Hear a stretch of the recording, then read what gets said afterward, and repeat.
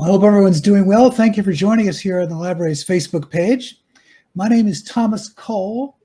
I'm a librarian at the Robinson Spangler Carolina Room, which is the history and genealogy room on the third floor of the main library.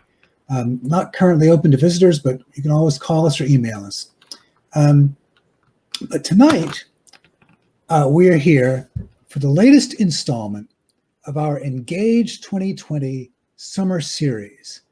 Engage 2020 is brought to you by the Charlotte-Mecklenburg Library in partnership with the Digital Public Library of America. The goal of Engage 2020 is to connect the community in conversation around the history of voting in the U.S., past and current civic and social trends, as well as to spotlight the history of voting rights, particularly with regard to women and women of color. Our Engage 2020 Summer Series brings to you voices from across our region to help us all learn more about history and the important civic issues of today.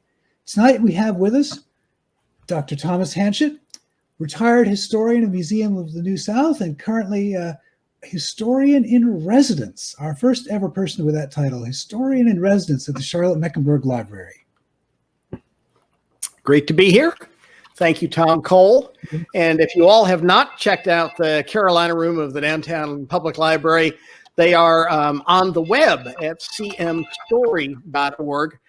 So you can grab hold of a lot of the content, photographs in particular there through cmstory.org or contact them via email or by phone.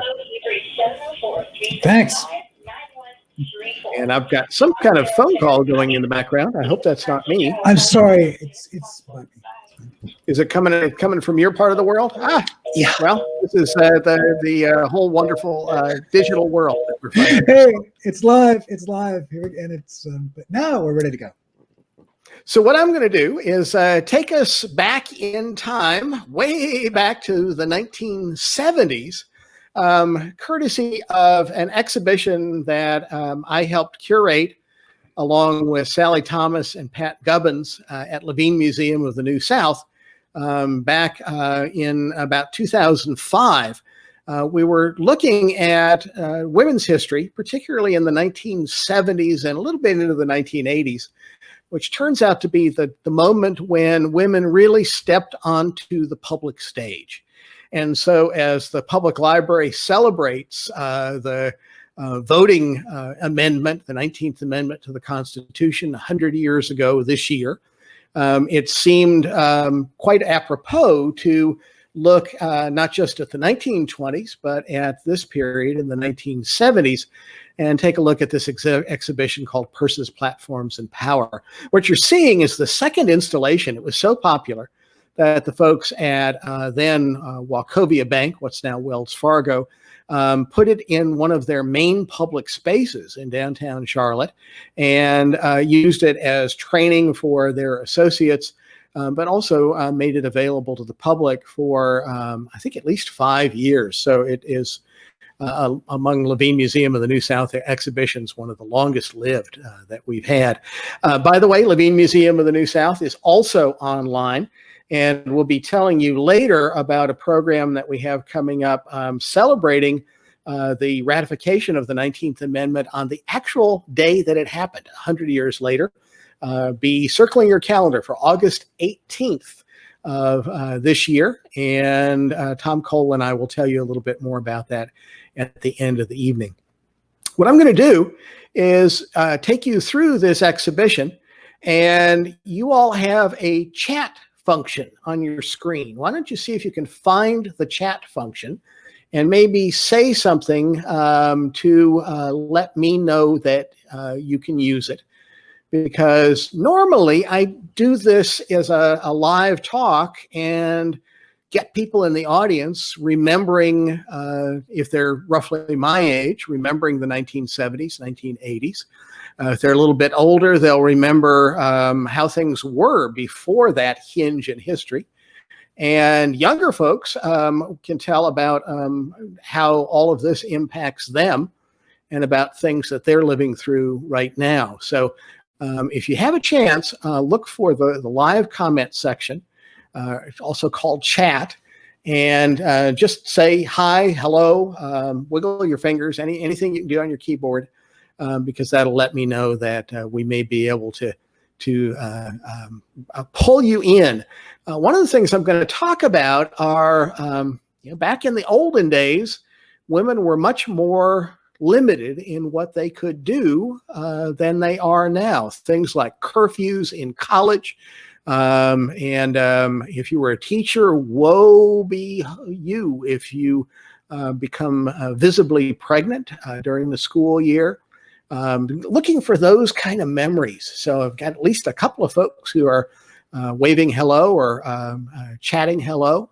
Once again, if you have not found the chat or live comment section on your screen, if you want to do that, that'll be better than having to listen to me the whole time. I will read off as many comments as I can and bring as many voices into the room as I can. So next slide, if you will. Jeremy Lytle is with us. You won't see him because he's a shy person, but he is making all of this go, and we're very, very grateful to him. There's Levine Museum of the New South, downtown on 7th Street, 200 East 7th Street, right near the light rail. They are closed at the moment, but like I say, they are available online. And here you can see the front of the exhibit in 2005 when the whole second floor of the museum was given over to Purses, Platforms, and Power, Women Changing Charlotte in the 1970s. Next slide.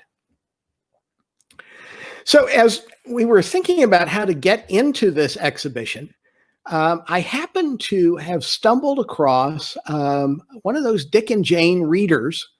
And I think this is the one that I read growing up in Troutville, Virginia in the 1960s. I'll tell you that I'm just about 65 years old.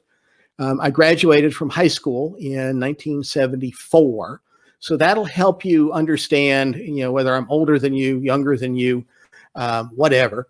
But I looked at this book and I just thought it was about words that I could read. I felt so proud. But the more I looked at it, the more I said, now, wait a minute, this has some other messages. Folks who are commenting, if you're in the chat or live comment, what messages do you see here besides what is literally being said? What do the pictures tell us? Let's see if anybody responds. If you're shy, I will go ahead and say something. I'll bet you take a look at that. What do boys get to do? What do girls get to do? If you take a look on the left, the boy is doing the physical stuff. The girl is admiring. That's a powerful lesson. On the right, boys get to make things. Girls get to look pretty. Other ways to look at this on the left, boys take risks. Girls don't. Wow. And that was really, boys get to have fun and girls get to report on it. Somebody just said, I love that. That's true. I hadn't thought about it that way. That's cool. Yeah, the more you guys talk, the more I will learn. So please, for my sake, thank you for making that comment. Anybody else who wants to as well. So this has been a real journey for me. And as you can see here, I hadn't realized how much I had been indoctrinated, which we all have, with these cultural norms that people began to question in the 1970s.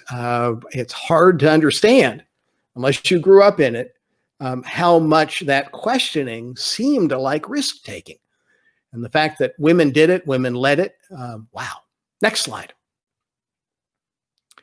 Back in the newspapers back in the day when I was a kid, all the way up into the 1970s, did you know there were separate male and female help wanted sections of the newspaper? On the left, you see female help wanted. On the right, you see male help wanted. When I tell that to people who are any younger than me, they go, no, not really. Yes, really. And it's fascinating to look at that. Now, you can't read the individual jobs, but can you see the headlines? What do women get to do? What do men get to do? My comment, folks, anybody want to comment on trends you see in those two clips from the Charlotte Observer? I believe those are from the very early 70s before this started to change. Well, on the left, women get to be accounting clerk, bookkeeper, pre-boarder, whatever that is. That's a textile thing where I think you put stuff into packages, but I'm not sure. Typist, stenographer, Kelly girl. Remember Kelly girls? You could hire a girl. You could hire a secretary. That's what the Kelly girl operation pretty much was. So on the left, women have kind of helping jobs, if you think about it. On the right, men, they're not bookkeepers, they're accountants. That sounds more important. They're shipping clerk. Well, maybe that's not so fancy. Mechanic, that's that doing thing. Carpenter, controller. I don't know what it is, but I want to be a controller. Wow. Take a look at that. And so, two different worlds. Women get to be in roles that support men. One of the commenters, very nice summary. Yeah, that's a very succinct summary of what's going on here. Women as support, men as the doers, the controllers. Very cool. Next slide. So as we got into this, it was fun to go out and collect artifacts. A museum is special in that it can show off stuff as well as showing off words and pictures. What you see on the left is a picture of a woman who went to the Presbyterian Hospital Nursing School. Hospitals back in the day had nursing schools. A version of this is still running in association with Queen's University, or at least it was at that point, 2005. We went, and in their classroom spaces, they had photographs, they had objects. It was a real museum. It was absolutely wonderful. And the woman on the left, she had donated her nurse's uniform to the nursing school, and we were able to borrow it, put it on a mannequin, put it on display. But to me, the real winner was rules for nurses. And yes, nurses had a whole lot of very specific rules that they had to follow. I see Susan Patterson, who I know was with the Charlotte Observer, pointing out that in the newspaper at that time, women were supposed to stay in the women's pages. Women did not just separate want ads, but also separate section of the newspaper, the features, the cooking, the school stories, things like that. And so that was one of the rules, was that women were supposed to stay in their part of the newspaper. Anybody who was a nurse or a teacher, remember any of the rules that you had to follow? Looking for my good commenters to see if you remember a rule. I mentioned at the beginning that one of those was curfews, that there were at a point where the women had to be in the dorm by such and such a time. Men often had a later curfew or no curfew at all. Another one was that women, if there was a visitor in their room, could not close the door. That was another one that I know. One that I mentioned at the very beginning was you were not allowed to get pregnant. If you were pregnant, you probably had to quit being a nurse. You didn't want to show your pregnancy. Even getting married. I've had folks tell me that in particular nursing programs, once you got married, out. So those are new rules that I remember. Anybody else?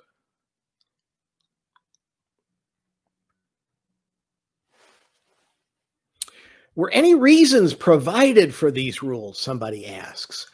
Well, kind of no, is what I remember. Now, somebody dispute me on that. There is, I think there are unspoken reasons, which may have gotten spoken sometime. One was not to stir up the passions of men. Another was to protect women from men. And another was just, that's the way we used to do it. That's why we're going to do it now. Anybody else on reasons or rules? Cool. All right, next slide. Back up. Hang on one second, because I thought of another thing. Teachers also had rules, and whatever went for nurses went even more for teachers. College students had rules. This was a nursing school where I heard some of this at the first, but we started to look around at other schools and struck it really rich at Johnson C. Smith University, at Charlotte's historically Black university, which has a crackerjack archive. They're just really good. And Monica Rue, who now runs the whole library, ran the archive. And she said, "Oh, would you like the rule book?" And so we had the rule book for Johnson C. Smith. I think first-year students, freshmen, there's a sexist term, back in the day, sometime in the early 60s. And it was fun reading the rules. But what we did is we produced the men's rules, which were about 2 pages, and the women's rules, which were about 4 pages, and just put them on the exhibit as a bar graph. You could read them if you wanted to, but if you just looked at it and went, man, 2 pages for men, 4 pages for women. Okay, next. Here we go. So there were women, however, who pushed the envelope back before the 1970s. These are 2 of the most famous women of their generation, not just in Charlotte, but in this part of the South. Anybody remember Betty Feeser? I'll bet you Susan Patterson. I'm picking on Susan because I know her as a Charlotte reporter, and I don't think she would mind my mentioning a name. But if you grew up in Charlotte, you remember Betty Feeser. Anybody? As the woman on WBTV. WBTV was the first television station in this area. Eventually, WSOC joined it, and they battled. But to be on WBTV was like being a bestseller on Amazon today, I think. And Betty Feeser was the only woman on the air. There were no news anchors, there were no news reporters, there were no anything. And Betty Feeser had a cooking show. Now, on one hand, maybe you go, well, of course she did, because a woman's place is in the home. But it's fascinating, listen to this, how she used being traditional to break barriers. And we'll hear that again and again and again, because there she was on television, a pioneer, but paradoxically using what was expected of women as her point of entry. Cool stuff. On the left, one of the 2 cookbooks that you'll sometimes find on eBay. They're now going for over $100. I was able to get a hold of that a little bit more reasonably than that. That's from my own personal collection. I'm very proud of having a Betty Feeser cookbook. On the right is Bonnie Cone. And Bonnie Cone's story, fascinating. She's on a bulldozer, an earth mover of some kind, and the sign says engineering and science building. And she is breaking ground for the new campus of UNC Charlotte, the new suburban campus. This is in the mid-1960s, UNCC, as it's sometimes called. And she got to do that because she had started what became UNCC. She was just a teacher back when women could be teachers. She taught at Central High School, which the building is still there. It's in the middle of CPCC today. And after World War II, she figured out how to use the new GI Bill to offer night classes to returning veterans, college level night classes. And that grew into a university branch downtown. And then they moved out to the suburbs, where today, I think something like 30,000 students. And so the Bonnie Cone Student Union is out there, but Bonnie Cone never got to be chancellor. because that was not a woman's job. And it was really interesting to watch the men who were in charge kind of dance around that fact. They loved Bonnie Cone. They gave great honor to Bonnie Cone, but the culture would only be pushed so far. By the way, take a look at what everybody's wearing. On the left, Betty Fieser wearing her pearls as she takes whatever that is out of the oven. On the right, I think Bonnie Cone is wearing pearls, certainly a corsage, as she is, in a very ladylike way, breaking ground for the new university. Love it. Alrighty, next slide. So this gets me into the beginning. Like I say, this exhibit was a journey for this male person. I kept discovering things I didn't expect to discover. And this is a cookbook done on behalf of a fundraiser for the Oratorio Singers at Ovens. And Sarah Spencer, who was a longtime community activist in the Dilworth neighborhood and then on county commission for years and years and years, went down to sit down with her. She was exactly the right age to have been at the forefront of this generation of women making changes, and was still doing it in 2005. And I sat down with her, and we know each other pretty well. I said, we're looking for artifacts. We're looking for things. What can you bring out, something that would help people understand how women made this leap in the 1970s? And she brought out a cookbook. And I was kind of disappointed. I don't know what I was looking for, but a cookbook? She said, yeah, a cookbook. This was a tremendous self-empowerment tool. To do this cookbook, we had to learn how to work with each other, something that women often were not socialized to do. We had to gather the information. We had to compile it. We had to test the recipes. We had to figure out printing. We had to figure out working with printers. We had to figure out distribution. We had to figure out all of the money pieces. We learned how to run a business, how to run a nonprofit through these cookbooks. Wow. I learned a whole bunch right at that moment. Next slide.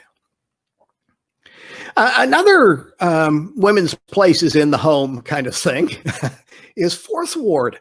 If you know Charlotte, you know that the Fourth Ward neighborhood is today just a beautiful place. It's a historic district created in 1976, the year of the bicentennial, when people were very interested in American history. And this is the most impressive house in that neighborhood, which, as you can see, then was not impressive at all. It was a old rundown Victorian house painted up a different couple shades of gray. And oh man, and around it, a lot of vacant lots. Only about 20 houses survived in that whole neighborhood into the 1970s. People just rode off whole parts of the city. We're going to move to the suburbs. Why should we ever be interested in older parts of town? Well, in the 70s, the Junior League, very upscale, at least at that point, very ladylike organization, decided it was interested in Fourth Ward. And that itself was pretty amazing. But what they did was they bought this house and renovated it, sold it, and then bought another house, created a revolving fund. And that's why Fourth Ward is still around. Women of the Junior League doing the homey kind of thing, but not at all. Revitalizing a neighborhood. Next slide. There you can see the house in recent years, all painted up in its beautiful Victorian colors, still down there. It's right across from Alexander Michael's Pub next time you go down to Fourth Ward. Next slide. Now, this is what I was expecting a little bit more of. This is a rally of NOW, the National Organization for Women. Sally Thomas, who helped put the exhibition together, had been, I believe, affiliated with that, and had also been the youngest president to that point of the League of Women Voters. And this is an early National Organization of Women meeting in Charlotte. And there is a woman with her fist in the air. What is she wearing? She's wearing a flannel shirt. She's wearing work jeans. This is not a woman who is sitting by and admiring. This is a woman who's getting her hands dirty and making stuff happen. In the background, I believe an African-American woman taking notes. She's working, I think, for the Charlotte Observer, Charlotte News, one of the main media. Let's see. Someone asked a question, if it was for society. Ladies, why'd they call themselves the Junior League? They're still around. And someone can correct me on this if I don't get it quite right. But the notion was these were originally ladies in training. And they were the younger women who are coming up out of high school and doing the debutante cotillion thing, which is very big here. And then when you got into your mid-30s and presumably were married and grown up, you aged out of the Junior League. And if I don't have that quite right, but that's why it was called the Junior League. It was folks who were being trained up. And in this case, breaking rules in a very creative way. So the Junior League, in its way, educating women to rebel. Here is the National Organization for Women educating women to rebel. Wow. Again, me learning stuff. You know, I expected this kind of rebellion. I didn't expect the other part. Next slide. This is the Charlotte Women's Center. And the Charlotte Women's Center was over in the Dilworth neighborhood. Dilworth was very important to all of this because Dilworth was run down and nobody with money and choice wanted to live in Dilworth. Much more than you would ever imagine. It was a neighborhood on the edge, and you could buy or rent, probably rent, a big old house, and you didn't have to, keep up appearances the way that you did in your parents' house. You could experiment a little bit. These women put together the Charlotte Women's Center, and it was a meeting place for women who are going through this kind of experimentation. It had a library of women-centric books, which was something that your public library, apologies to public library people today, but back then probably wouldn't have had. And I love this photograph because the more you look at it, the more you unpack. What are they wearing?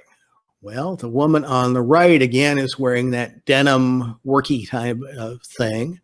The woman in the back on the right is maybe dressed a little fancier and carrying a baby, child. And still today, women struggle with this, I'm a professional person. I should keep that separate from being a mom. Why? Well, that is a question these folks were asking. The more I looked at this, the commenter is saying a very well-staged photo, very portraity. And it is indeed. It's beautifully lit. Whoever the photograph person was really clicking on all cylinders. But I'll bet you that the photographer was not the person who posed those women. I'll bet you they did. Because it took me a while to see this. They're sitting in a circle. And that was a new thing. I can remember when I was a little kid, I would go, my mom was real active in the home demonstration club, and women would go and present, and they would do it just like men did. They would stand at the front at a lectern and they would read a presentation, and the people who were listening to them would sit in rows. And it was very kind of awkward, but that was the way that it was supposed to be. Well, women here are saying, no, it doesn't have to be that way. We could sit in a circle and learn from each other. And that notion of sitting in a circle and collectively learning, building, so powerful. And I love it here in this photograph. Anybody else run into this sort of more collective, more circle kind of thing in your own life? Is this something you've always done and took for granted, or are you like me where the light bulb came on?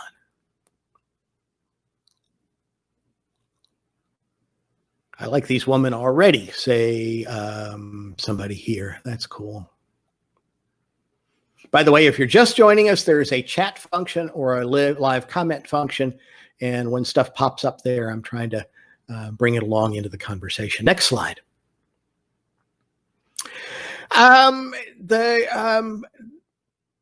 Library learning circles, said Marcia Yetchowicz, who is one of the people putting together this overall effort with the library. Yes, indeed. The library has now very much adopted all of these ideas, and people a little bit younger than me have grown up with the library in that function. But I'll tell you, these two books must have given librarians conniptions back in the day. These are two nationally important publications that came out of Charlotte. And now, when I came to Charlotte in 1981, Charlotte was a conservative place, not necessarily left-right conservative, but I hesitate to say this, unimaginative conservative.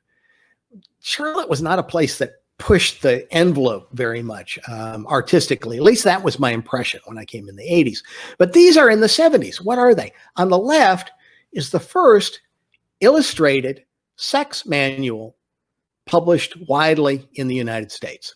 It's not an academic treatise. It is a how to enjoy each other book published by Planned Parenthood in Charlotte. I believe last time I checked, it is still in print, and called The Loving Book. And wow, that's pretty amazing to have come out of Charlotte. On the right is the longest running lesbian literary journal in the United States. It's now published in Berkeley, which you would expect, but it started in Charlotte. Two women who were affiliated with the drama department at UNC Charlotte put this together, and that is the very first issue of Sinister Wisdom. Like I say, the longest running lesbian literary journal in the United States. Next slide. Women at UNC Charlotte. Now, UNC Charlotte, started by a woman, had always welcomed women and men, but most colleges were single sex at that point, or single gender. Davidson College, for certain, was. Its slogan, Davidson College, a liberal arts college for men. And here is a woman saying, and women.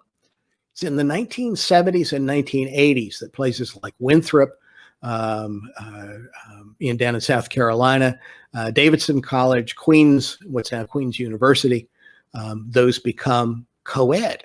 It seems very, very risky when that happens. Next slide. At UNC Charlotte, Judy Rose really made history in the 1970s. She was recruited to start a basketball program. Now, I'm not sure whether I have I'll tell you the story. I may have another slide that better illustrates it. But as we did this research, we discovered a pretty amazing thing.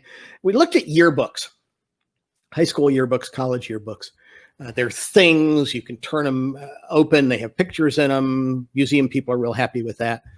And we looked back through high school yearbooks to see what sports women were allowed to play before Title IX. Title IX, the 1970s, federal government says your college, if it gets federal money, has to have sports opportunities for men and women. As we look back in high school yearbooks, guess which sports women were allowed to play in Charlotte high schools before the mid-1970s? Guess. Nope, you're wrong. Every time I do this program live, someone says, well, this sport. No sports. Women could be cheerleaders. That was it. Now, we actually found an exception to that as we started to talk to people outside of Charlotte. Once you got into the countryside, there was a women's basketball thing in high schools. I think out on the farm. In fact, farm girls, people who had grown up on farms, told us this. On the farm, women were supposed to, do work, milk the cows, or physical labor was part of being a farm wife, and so sports were appropriate, but not in the city. One of our commenters says volleyball. Nope, just cheerleading. Another one of our commenters says boo.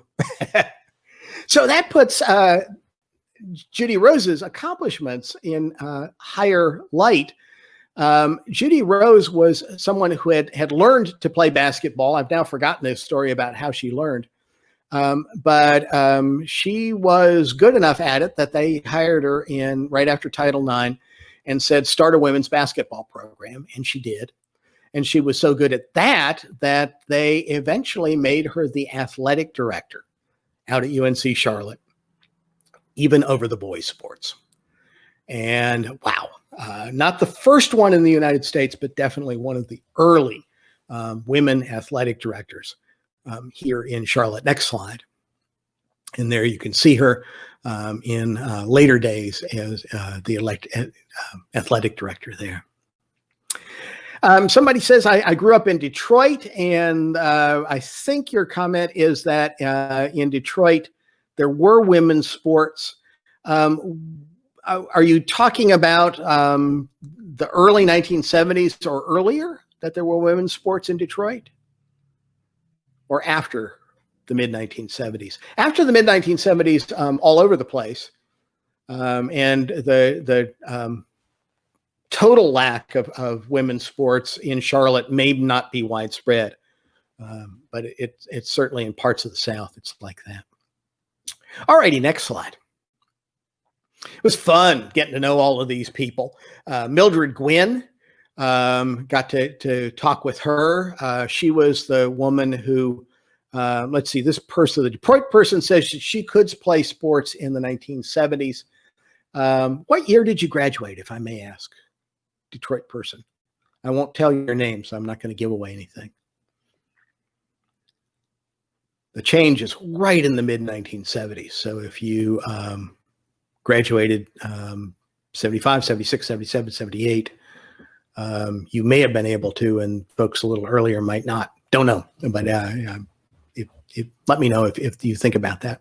Mildred Gwynn integrated our Detroit person graduated in 81. So by that point, here in Charlotte anyway, the change had happened.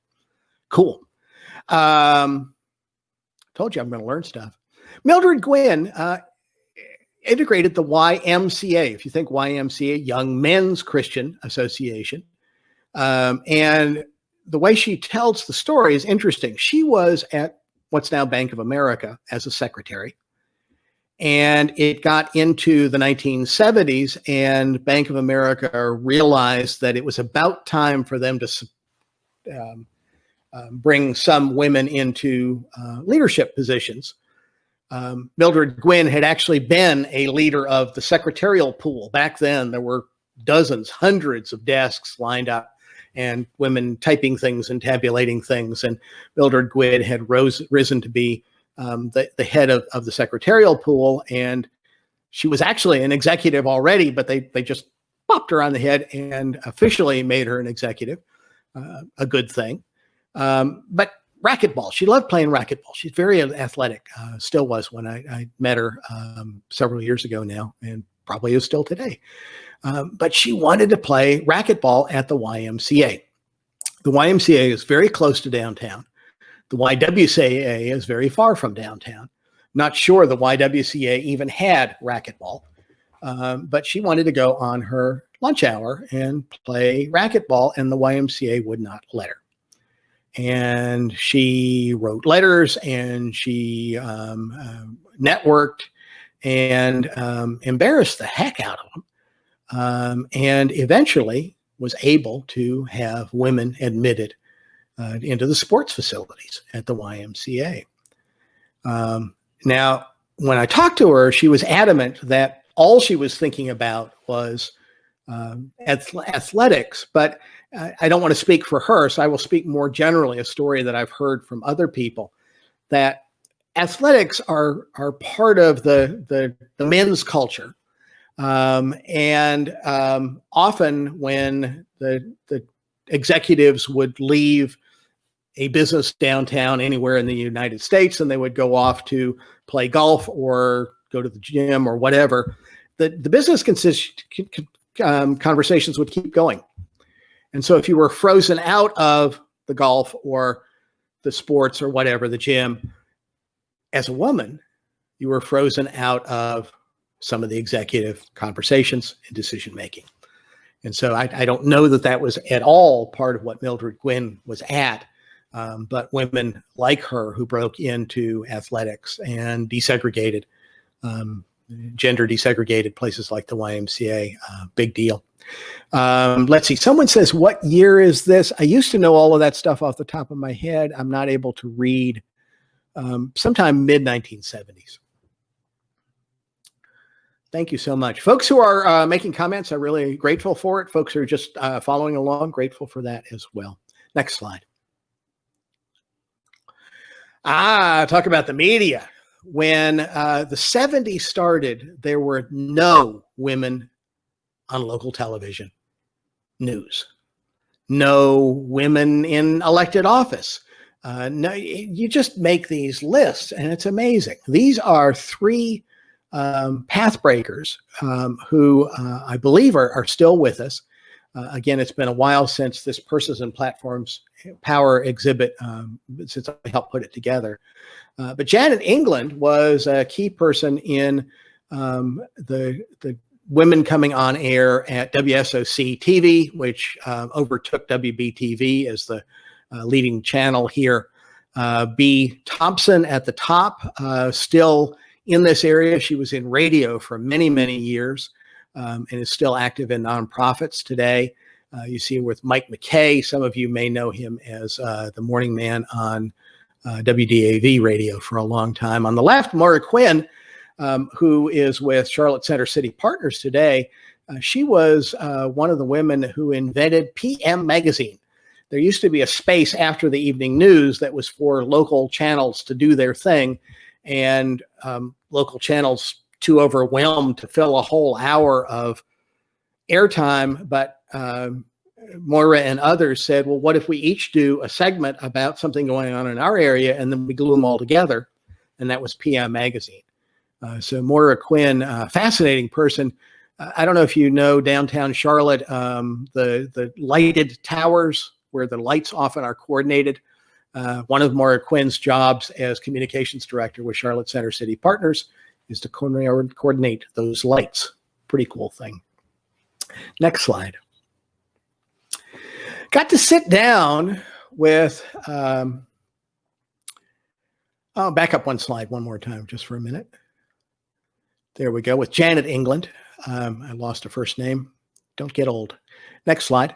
Got to sit down with her at her home, and a very strong person. And I think you had to be in order to break into the boys' world of television. In the hallway of her house is this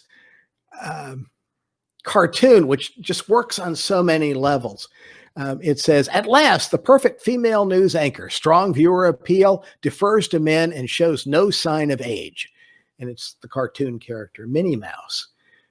But the very fact that it's a cartoon dealing with what actually was a really tough situation is kind of modeling the way that women had to nice their way into kind of being revolutionaries, and how much to push.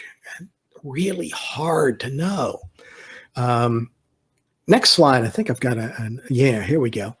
This is Janet England pregnant. Remember those rules? Lucy on the Lucy and Desi show was not allowed to be pregnant on the Lucy and Desi show. She just, one day, all of a sudden, a kid showed up on the Lucy and Desi show. This is Lucille Ball, of course. Well, it was the same way with Janet England. When she approached motherhood, the camera people worked really hard at not showing her below the neck so that no one would know that she was pregnant. And she told this funny story, which was way funnier than I can tell it. But she said one day, cameraman accidentally shot a wide shot. It was really obvious that she was pregnant. She got all these phone calls. Did you know you're pregnant? Well, she kept working through her pregnancy because if you're going to be a woman pioneer, you got to outstrong the culture. And you can't ask for people don't feel like they can ask for special favors. Why it should be a special favor to be a mom, I don't know, but that's the way the culture worked. And her water broke while she was on the anchor desk, and she kept broadcasting. Wow. Next slide. Reverend Carter Hayward. She grew up in the St. Martin's Episcopal Church over in the Elizabeth neighborhood. That was a very chic neighborhood once upon a day and has become so once again. Reverend Carter Hayward, very committed to the Episcopal Church, but also very committed to women not being put in cultural boxes. And in the early 1970s, she organized a group of Episcopal women who wanted to be ministers. Today, we expect almost any church to have women in some kind of position of faith leadership, if not fully ministers. Most denominations, of course, that is common. But it was not in the Episcopal Church nor any other mainline denomination back then. And she and her colleagues figured out a way they found someone who would ordain them and then basically dared the church to unordain them. And there she is on the cover of Ms. magazine. Next slide. All sorts of people at all sorts of levels of society get on a city bus today, and almost certainly the bus driver is female or a person of color, or every kind of people drive buses.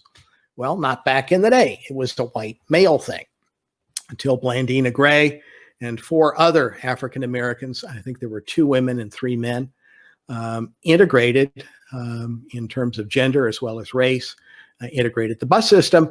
In 2005, I went to see her, and she was extremely proud of this photograph. It really gives you a sense of this new era of possibility. She's wearing, I think, a natural hairstyle, which is also a big deal at that point, particularly for African Americans, but for anybody who had curly hair, because straight hair was what the culture told you needed. And there she is at the wheel of that big bus. Next slide.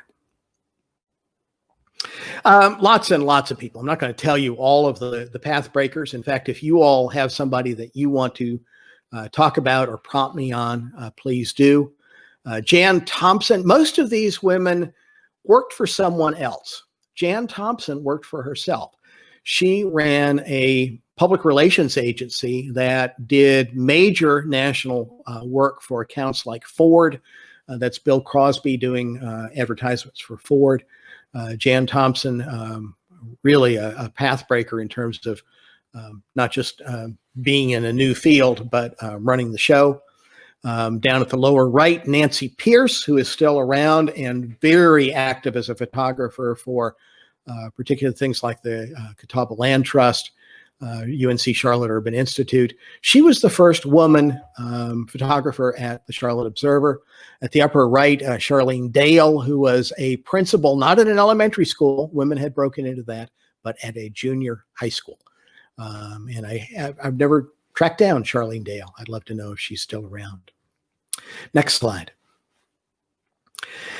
As we get into women running the show, I want to give some space here to women who professionalized nonprofit work.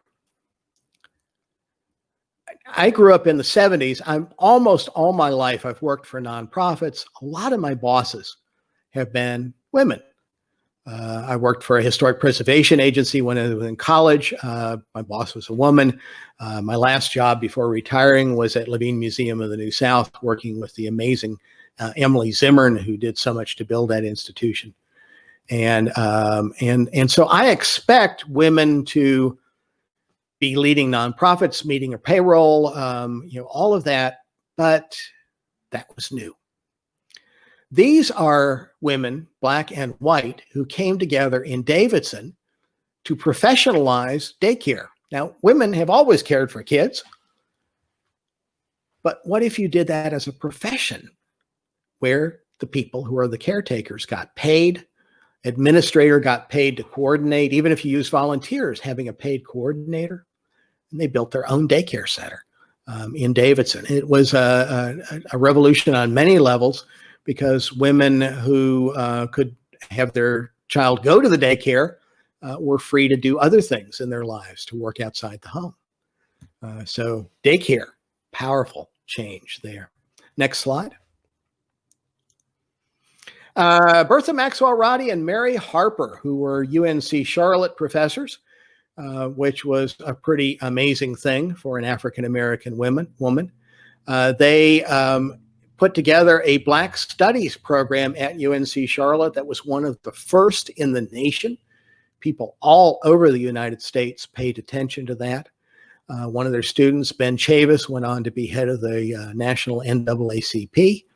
But in their spare time, they had this notion of having a community organization that would pay attention in ways that white museums did not, white organizations did not, that would pay attention to African-American history and culture. And that became the Afro-American Cultural Center. What you see there is the building that still stands, the old church on 7th Street, that became the Harvey Gantt Center for African-American Arts and Culture. One of our commenters here is talking more about Jan Thompson, that I may have said she ran a communications agency. She ran a talent agency and directed lots of commercials.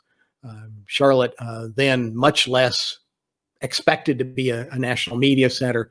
She helped make it a national media center. That's Jan Thompson. Next slide.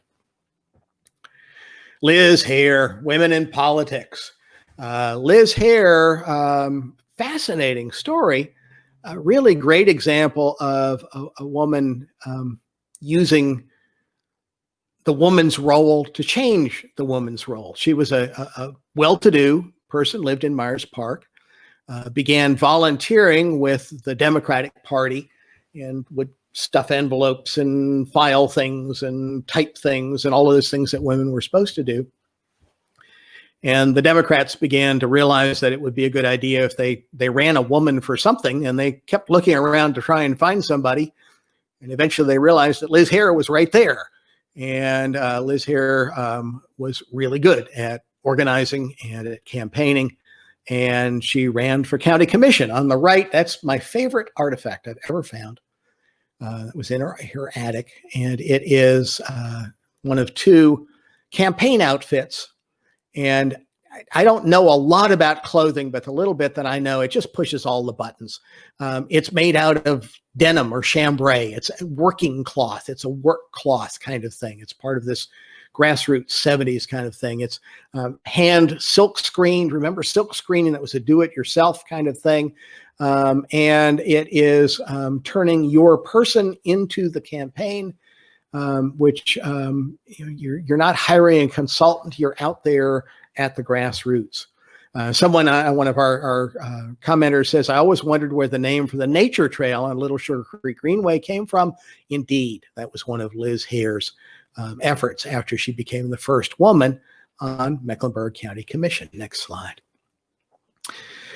She had a wonderful collection of buttons, political buttons. A woman's place is in the House and the Senate. This was one that she came up with. Make policy, not coffee. Coffee, making coffee, that's the support thing. Policy, that's what women should be making. Next slide. Now, make policy, not coffee is kind of ironic. Not really, but I keep talking about women using the woman's role to change the woman's role. When the Charlotte Observer wanted to do a profile of Liz Hare, she said, let's do it in my kitchen. My daughter and I want to make cookies. And if you think about that, she's using all of these things that women are supposed to do to make her less threatening as she changes the world. Wow. Next slide. Lots of different folks that we could call out. Golly, I'll just pick a couple here. On the lower right, Sarah Stevenson, first African-American woman on school board. She's still around and leads the Tuesday morning forum. On the upper right, Betty Chafin, who was one of the first women elected to city council. And wow, just amazing. Whole generation of folks. Next slide. Buttons. Here are some more buttons. Toward the end of the exhibit, we put all of the buttons we could find in some cases, and people had so much fun looking at them. Next slide. I know he's pretty, but can he type? And a big button in the background, 59 cents. We wanted that at the very end of the exhibit. Why? Anybody remember the 59-cent button? What was that all about? Anybody? If you want to comment in the comments. 59 cents, someone figured out, was about what a woman earned for an hour of work compared to what a man earned for $1. If a man earned $1 for an hour of work, woman earned 59 cents. So when you talk about inequality, it was the dollars and cents inequality, as well as things like housework, which is what you see in the slide there, politics, all of the things we've talked about, dollars and cents, in some ways, the bottom line. Next slide. Which is still an issue. This is from 2010. It says gender pay gap smallest on record. 2010, USA Today. It wasn't 59 cents. It was, 82.8 cents. Still got a long way to go, baby. You may remember that as a cigarette slogan for Virginia Slims. See if we got one more slide. We may be at the very end. Yes, indeed. So that's an overview of the Purses, Platforms, and Power exhibition. It is what you see, the big panels there are in storage at Levine Museum of the New South. I'm very grateful to Levine Museum and to Wells Fargo for funding that, making that happen. But doggone, they're still in storage. Maybe one of you knows some big walls where we could put those back out again, because the history is still very much relevant today. So with that, let me stop. I'm going to put in a plug for a program on August the 18th called Women Vote. Members of Charlotte's League of Women Voters give an illustrated history of the events in Charlotte, in the South, in the nation, leading up to the ratification of the 19th Amendment to the U.S. Constitution, the Women's Right to Vote Amendment, exactly 100 years ago, August 18th, 1920. It's part of the New South for the New Southerners series at Levine Museum. It'll be Facebook Live, as this is. I'll be the host, and really grateful to Charlotte Mecklenburg Library for co-sponsoring that with us as well. Tom Cole, got a last word or two? We're coming right up on 8 o'clock, just like we're supposed to. Well done, Tom. Well done. Thank you. Thank you, Tom Hanchett, for everything you do, of which this evening is a pretty excellent example, and what you do and have done. And thank you, everyone on Facebook, for joining us tonight. Please join us again for another talk of this kind on July 14th. That's a Tuesday night, also at 7. Dr. Sonia Ramsey, a professor of history at UNC Charlotte, will be talking about her topic. Her title is Caring, that is, as Activism. And it's a look at activism through she uses the example of the professors Roddy and Harper, whom Tom showed pictures of whom we saw earlier in Tom's exhibit, and also of Elizabeth Randolph, who was active on the library board. But these are African-American women who found ways to be activists in the late eras of segregation and into the era of desegregation, and doing so by caring for others, particularly students. But anyway, it's a different take on activism. I think it would be well worth attending. In the meantime, this whole series is part of the library's project called Engage 2020.